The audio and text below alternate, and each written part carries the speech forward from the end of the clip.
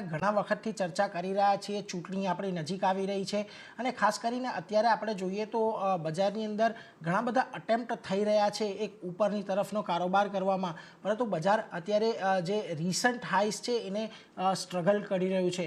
એક તરફ આપણે જોઈ રહ્યા છીએ ખાસ કરીને બજારમાં આ પ્રકારનો માહોલ ચાલી રહ્યો છે. બીજી તરફ આપણા ઇકોનોમિક ઇન્ડિકેટર્સ બધા આપણને અત્યારે યથાવત રાખી રહ્યા છે. જે પ્રકારે આપણને ખાસ કરીને દરેક પ્રકારના કલેક્શનના આંકડા છે કે ઇમ્પોર્ટ એક્સપોર્ટના આંકડા છે એ પણ અહીંયાથી આપણા માટે પોઝિટિવ બનતા દેખાઈ રહ્યા છે. આ બધાની વચ્ચે અને ખાસ કરીને ચૂંટણીનો સમય હવે પરિણામનો સમય નજીક આવી રહ્યો છે. આવી પરિસ્થિતિમાં તમે અત્યારે બજારને કઈ રીતે જોઈ રહ્યા છો? તમારું શું અનુમાન છે આગળ જતાં બજાર આપણને કઈ રીતે મૂવ થતા દેખાશે? સો આઈ થિંક જ્યારે માર્કેટ આપણે હમણાં કરંટ સિચ્યુએશન પર જોઈએ તો અહીંયા after a pretty long rally થોડું કન્સોલિડેશન છે અને there are few things from a global side જ્યાં આપણે જોઈએ તો થોડા ચેન્જીસ થયા છે.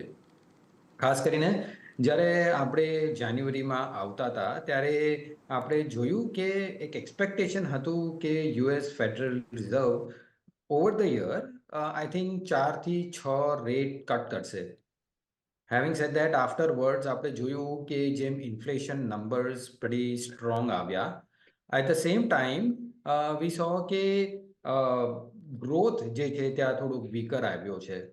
તો એના કારણે જે ગ્લોબલ અનસર્ટેનિટી થોડી વધી છે એનું direct impact in our view will be on the, I would say, from the FPI flow perspective.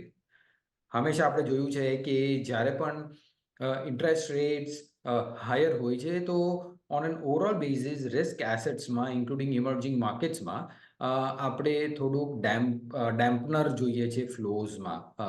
અને એના જ કારણે આપણે જોયું હશે કે લાસ્ટ મહિનામાં થોડુંક એફપીઆઈનું સેલિંગ પણ આપણે વિટનેસ કર્યું છે.